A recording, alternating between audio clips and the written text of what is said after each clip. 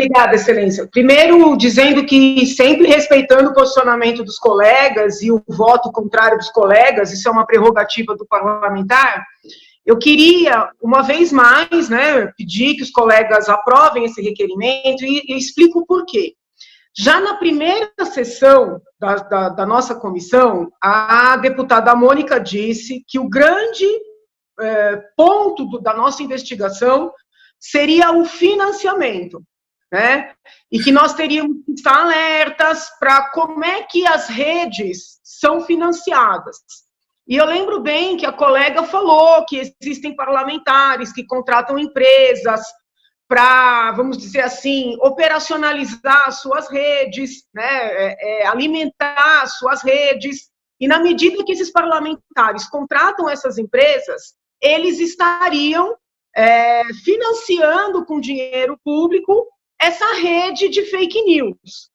O problema, e eu lembro bem que eu disse nesse momento, temos que tomar cuidado com o que a gente chama de fake news, porque uma narrativa, a depender, né, da percepção de cada qual, pode ser tratada como fake news.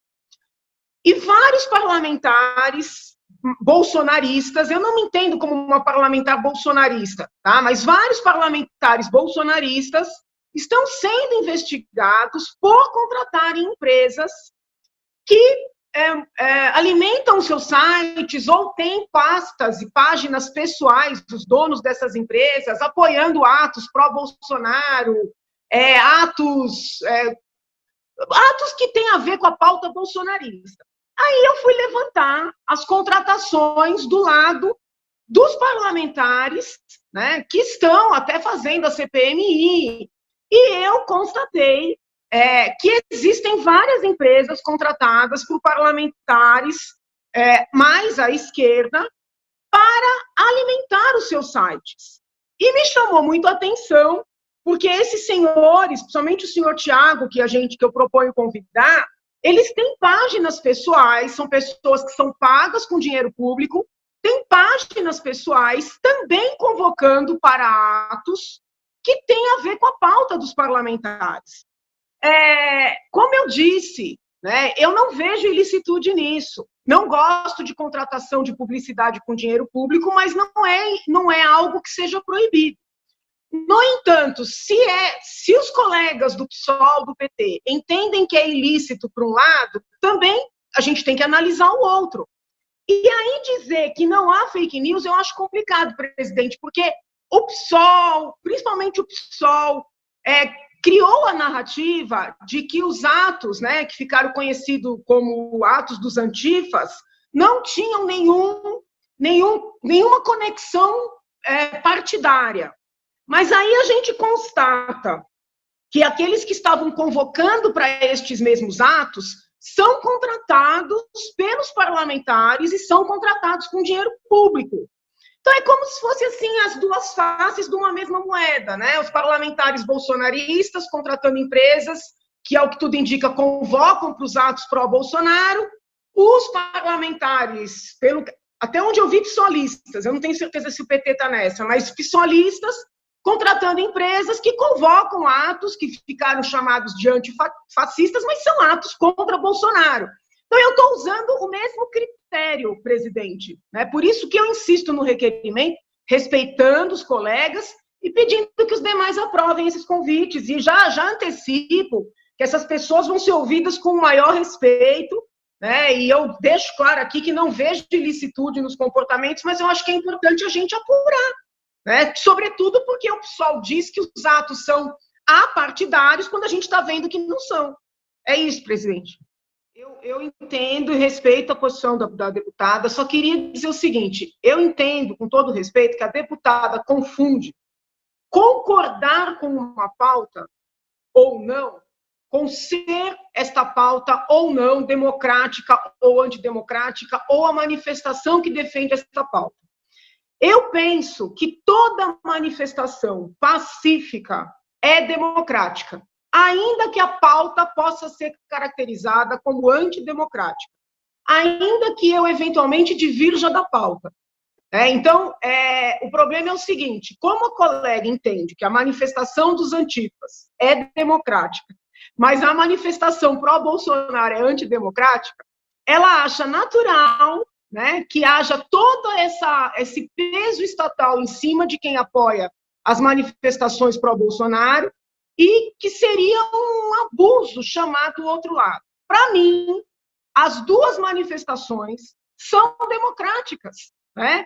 O que eu estou tentando demonstrar é que nós não podemos cair nessa armadilha de confundir concordar ou não concordar com uma pauta com ser ou não ser democrático ou antidemocrático. Eu jamais atribuí crime ao senhor Tiago, de jeito nenhum. Eu não estou pedindo para que ele seja convocado, eu estou pedindo para que ele seja convidado, para que nós possamos dialogar sobre essa sistemática que é algo natural no Congresso, né? E, infelizmente, os formadores de opinião criminalizam quando é a prestação de serviço, a divulgação de ideias mais à direita. É só isso, mas eu respeito a posição dos colegas e mantenho o requerimento, presidente. Uma vez mais, Excelência, respeitando o posicionamento do colega Fiorilo, eu queria explicar o seguinte: existe uma série de notícias de que a presidência da República estaria alimentando sites que propagam fake news. Houve até um conflito com relação à publicidade do Banco do Brasil. Uma vez mais, eu digo, tem até um projeto aqui nesta casa para proibir o uso de dinheiro público em publicidade. Tá? Para mim, teria que ser dinheiro público zero em publicidade. Não importa se é de direita, de esquerda, federal, estadual, municipal, é zero. Mas fato é que o governo atual vem sendo atacado com essa acusação. Porque tem dinheiro sendo colocado, e aí até explicaram sobre um sistema meio que automático de distribuição desses valores por força do número de acessos, uma questão mais técnica a gente pode até investigar. Mas isso vem sendo veiculado com frequência, e em alguns dos casos, os veículos tomados como propagadores de fake news são, na verdade, veículos mais alinhados com a direita, né? Até a Gazeta do Povo, que, a meu ver, é o melhor jornal do país, foi colocado como o jornal de fake news, né? Então, assim, o 247 e o Diário do Centro do Mundo são dois veículos que trazem a narrativa esquerdista. Não vou nem utilizar se é fake, se não é fake, eu não gosto dessa expressão. Mas é uma narrativa. Todas as notícias, quando contadas por esses dois veículos, vêm, né, sob a visão esquerdista.